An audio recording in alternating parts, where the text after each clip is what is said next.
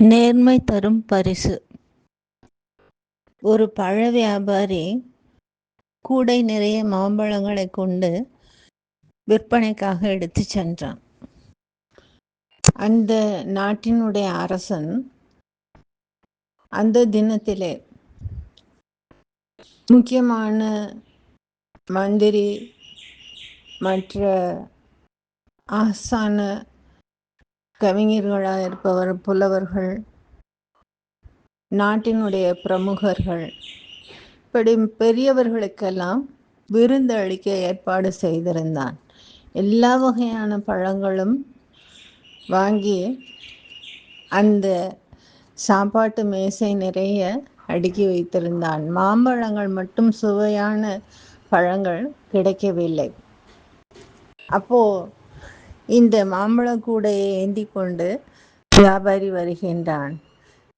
அரண்மனை காவலாளி பார்த்துவிட்டு, இன்று மன்னர் பெரிய விருந்து கொடுக்கின்றார், அதற்கு மாம்பழங்கள் மிக அவசியம், நீ கொடுத்தாய் என்றால் முழுவதும் இந்த கூடையை அப்படியே வாங்கி கொள்வார்.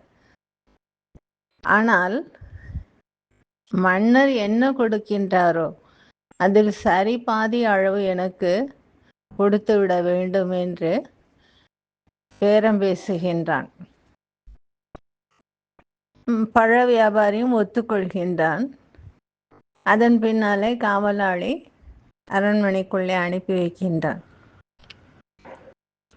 மன்னருக்கு இந்த மாம்பழங்களை எல்லாம் பார்த்தவுடனே மிகுந்த சந்தோஷம்.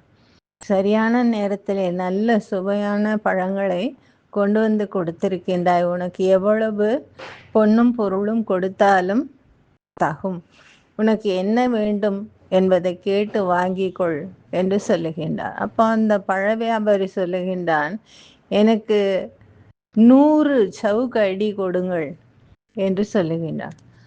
மன்னனுக்கு தூக்கி வாரி போடுகின்றது.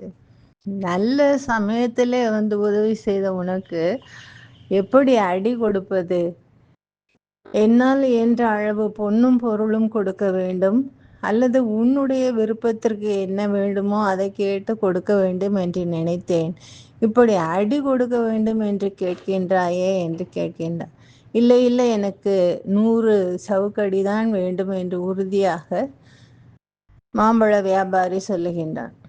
வேறு வழி இல்லாமல் அரசன் அந்த அடியை போடுவதற்குரிய ஆட்கள் அவர்களை அழைத்து மிக கடுமையாக முதுகிலே அடி விழாதபடி மெதுவாக அடியுங்கள் என்று சொல்லுகின்றார். இவன் எண்ணிக்கொண்டே இருக்கின்றான். 50 அடி முடிந்தவுடனே, அரசே நிறுத்துங்கள், போதும், எனக்கு ஒரு கூட்டாளி இருக்கின்றான், அவனுக்கு நான் சரிபாதி தருவதாக வாக்குறுதி தந்திருக்கின்றேன், அவனுக்கு இந்த எஞ்சி இருக்கக்கூடிய 50 அடிகளையும் கொடுத்து விடுங்கள் என்று சொல்லுகின்றார். உனக்கு ஒரு கூட்டாளியா? அவன் யார் என்று கேட்க, அரண்மனையிலே வாயில் காப்போனாக நிற்கக்கூடியவன்தான் என்று சொல்லுகின்றான் வியாபாரி. உடனே அந்த வாயில் காக்கும் காவலாளி அழைத்து வந்து அவனை நன்கு நைய புடைத்து பலமாக அடியை போடுங்கள், சவுக்கடி முதுகிலே வார்வாராக கிழியும்படியாக அடியுங்கள் என்று மன்னன் கோபத்தோடு சொல்லுகின்றான். அடி அவன் துடிக்க துடிக்க 50 அடி முடிகின்றது.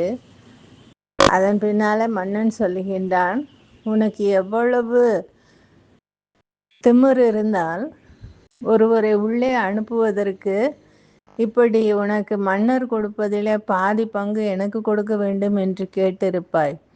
நம்பிக்கை துரோகி, நீ உடனே வீட்டுக்கு சென்று விடு என்று விரட்டி ஓட்டுகின்றான். அந்த பழ வியாபாரியை அதற்கு பதிலாக அரண்மனை காவலை கவனித்து கொள்ளக்கூடிய பொறுப்பை அளித்து அங்கேயே முக்கியமாக வைத்து கொள்கின்றான். எனவே வாழ்க்கையிலே நாம் நேர்மை தவறி ஒருவருக்கு ஒன்று செய்ய நம்மால் இயலும் என்ற பொழுது, நான் இதை செய்து கொடுத்தால் நீ உனக்கு வருகின்ற லாபத்திலோ அல்லது வருமானத்திலோ இவ்வளவு பங்கு எனக்கு கொடுக்க வேண்டும் என்று பேசுவது மனித தன்மை கிடையாது. அது வியாபாரம் செய்து இன்னொரு மனிதனுடைய வாழ்க்கையை குலைக்கக்கூடிய செய்கை.